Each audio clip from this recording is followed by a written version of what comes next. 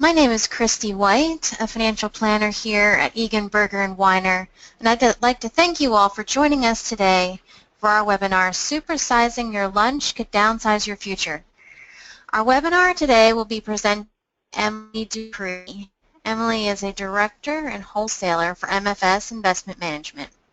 She is responsible for mutual fund sales through investment advisors in Virginia and the Washington, D.C. area. If you have questions during the webinar, please email your questions to Justin Ivey at jivey@ebwllc.com, and we will answer your questions at the end of the webinar. This information is also being shown in the chat box on your screen. Take it away, Emily. Great. Thank you so much, Christy. Good afternoon, everybody. Thank you so much for joining us on the webinar. Again, my name is Emily Dupree, and my normal job is I just listen to portfolio managers and analysts that we have around the world, and I streamline information to financial advisors. The secondary part of my job, though, which is by far my favorite, is to talk directly to investors and to educate them. The normal audience that we usually speak in front of are those in retirement and headed into retirement, and unfortunately a lot of the times we hear them make the statement, gosh, I wish I had known that earlier, or why didn't I start earlier?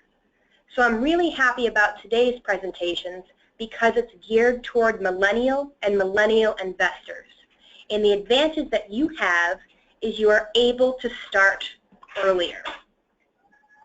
So if you are a millennial, you are considered to be born between 1980 and 2000. And Doug, unfortunately my slides are not changing, so if you go ahead and make that available.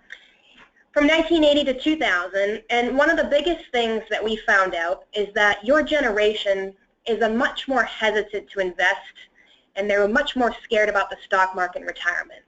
And a lot of that has to do with just access to information. For the first time in our lives, we really have over-access to information.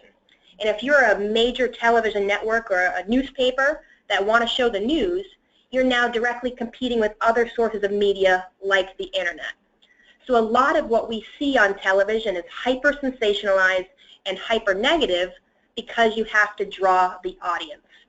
So as a result, programs like CNBC, we call that the constantly negative business channel, right? That's what you see, and it really makes investing scary. So millennials have kind of taken a back seat to it. They don't want anything to do with it. The second reason why we see millennials not take advantage of starting early is everything else that you have to spend money on today, tomorrow, and soon, not retirement. Things like college costs, your wedding, buying a new home, starting a business, right? We want to tackle those first, and we don't think it's far off into retirement.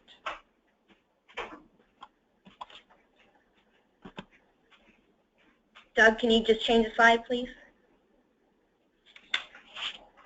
What I want to do today is make a compelling case for you to start investing for your retirement now and have that be a top priority.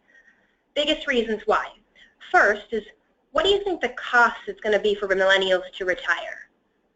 USA Today actually just published a study. They're estimating it's going to cost millennials $1.8 to $2 million just to retire.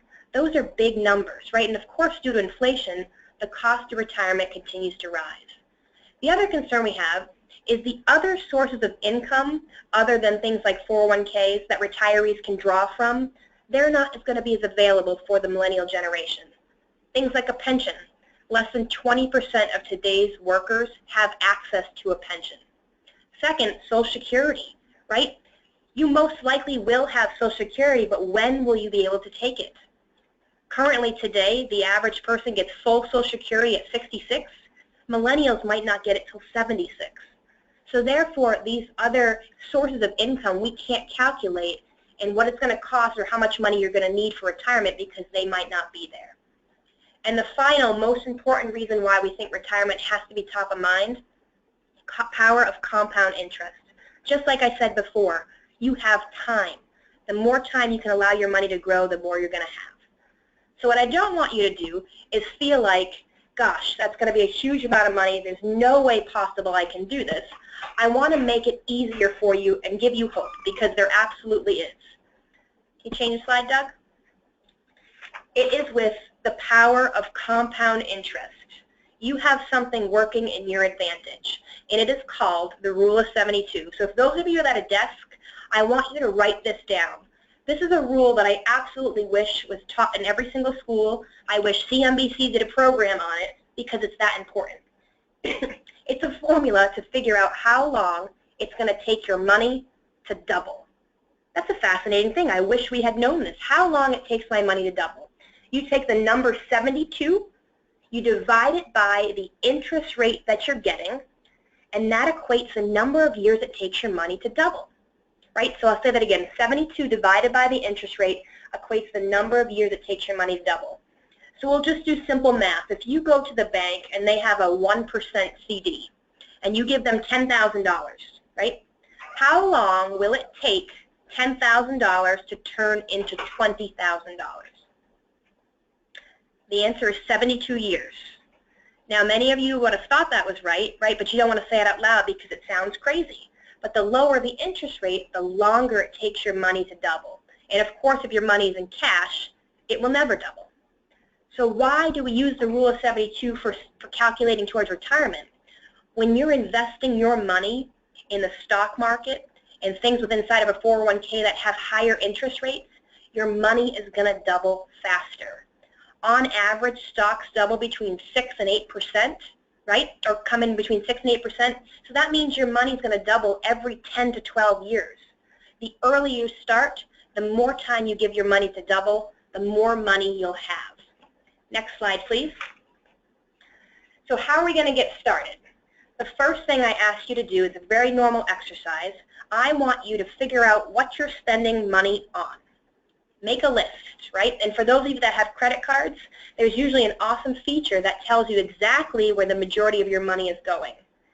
For the millennial generation, these are the biggies, right? Coffee, clothes, gas, travel, food, drink. Add it up and see how much of that you can cut back on. Next slide, please. One area that we've targeted that we find many people are spending money on is going out to lunch, right? For those of you that leave your home, you go to work, instead of brown bag it, you go out to a restaurant. A recent study shows that today approximately $2,750 per year is what the average millennial spends on going out to lunch. $2,750 per year.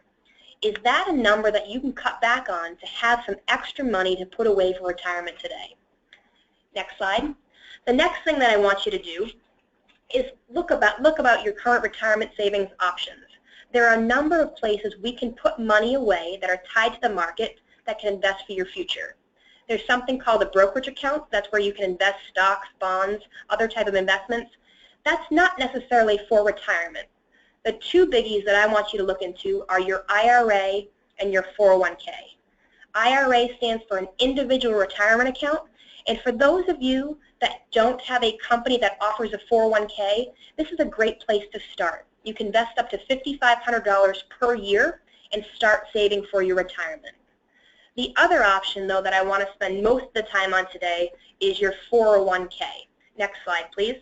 The 401k is really important because it's got a lot of added benefits and features that can help you get ahead for your retirement. The first biggie on our list is the potential for an employer match. If you're following along, again, if you got that piece of paper in front of you, write down the word employer match, circle it, star it, underline it. Call your HR department. Find out if your employers offer this, because what this means is free money to you. Many employers will match up to a certain percent of what you're putting into your own 401k. That's essentially allowing you to double the amount of money you're investing for yourself, and your employee is covering half of the bill. The second is tax-deferred earnings. Now think about what happens today when you cash your paycheck, right? The second you cash your paycheck, you have to pay taxes. So essentially $1 immediately is turned into 75 cents. What's great about investing in a 401k is that dollar is not taxed. It goes directly from your salary into your 401k as an entire dollar. Now add that up and make that into thousands of dollars. That's a lot of extra money that you're setting in again into that compound interest and heading to work for you. The other important things to know about 401ks is they are retirement vehicles. They're not designed to be savings account for money you need tomorrow or to buy a home, right? They're more needed for you to put that money and not touch it. So there's a lot of things that are attached to them that will prevent you from taking the money out.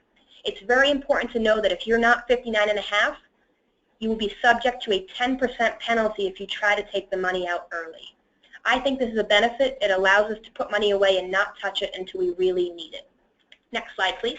So let's put it all together.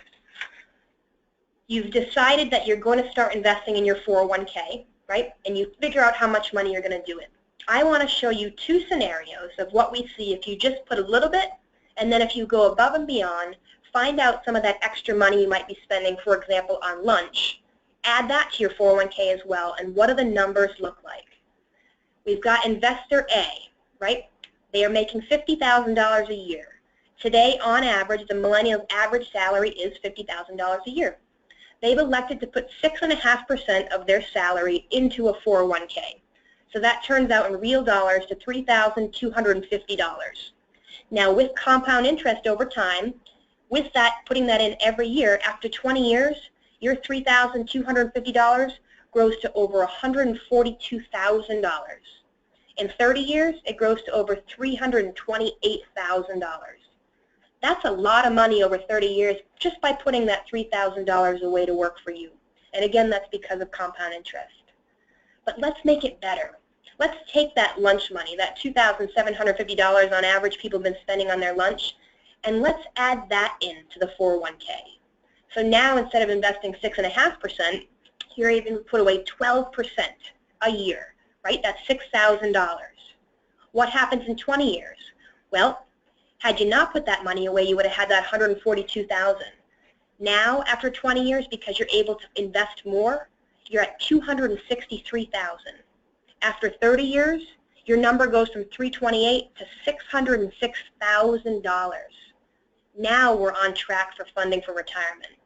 And what's awesome about this slide, I didn't even include the employee match. So you add more, and you will have more when you're ready for retirement. Next slide, please. So what I want to do now is give you your takeaway. I want you to consider taking steps towards your retirement today. First thing I'd ask you to do is create a monthly budget. If you haven't talked to a financial advisor before, they've got a lot of great workbooks that will help you do this. The best thing to do is determine your spending habits. What is a need versus a want, right? And that's usually where you can free up some excess cash to invest towards your retirement. Find out how much of that you could put to work for you each year. Next, call your company's HR department. Find out what your employer's matching program is. Invest at least up to that matching program so you're not leaving free money on the table. One great way to create habit is to set up an investment plan, a systematic investment plan where the money comes out of your paycheck and goes directly into the 401k. You never even see it, and that happens every single month going forward. It is important to know that if you do this, though, make sure you adjust your contribution as your salary increases. As you free up more money and you make more money, put more money to work for you. And finally, contact a financial advisor for further assistance. If you're excited about this, you still have questions, they are a perfect person to call. They can walk you through your risk tolerance. They can figure out your investment selection, and they can answer any questions that you might have about retirement. Thank you again for being on the call. I'll take a break now and take some questions.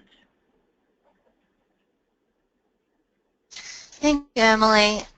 And just a reminder, if you have questions to submit, send an email to Justin Ivey, and that's JIVEY @ebwllc.com.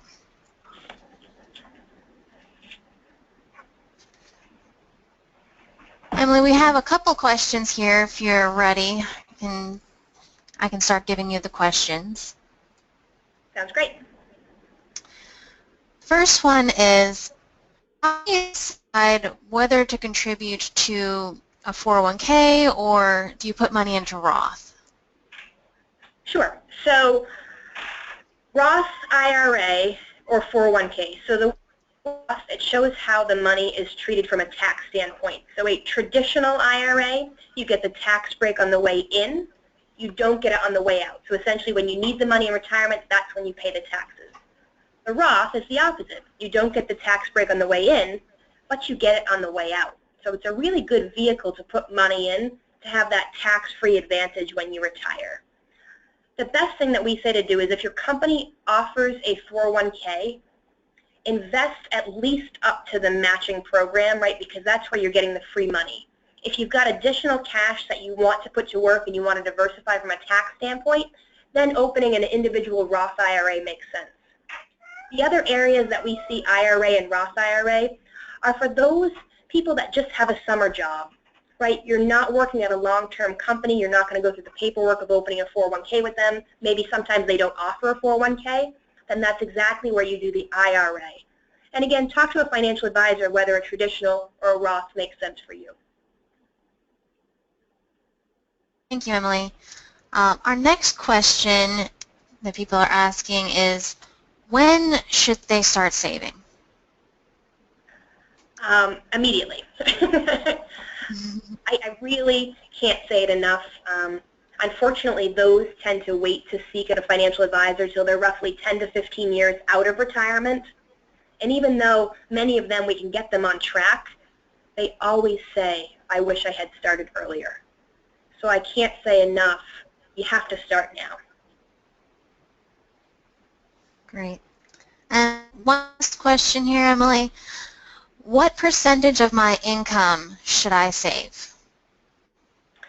Well, the industry answer is roughly 10 to 15%. That is a good number to get you on track towards your retirement, given a lot of the stuff we talked about today. What I would say is, depending on your level of income, start with what you can afford. And be honest with yourself. Make sure you're taking out some of those excess things you don't need to be spending money on. Set up the systematic plan.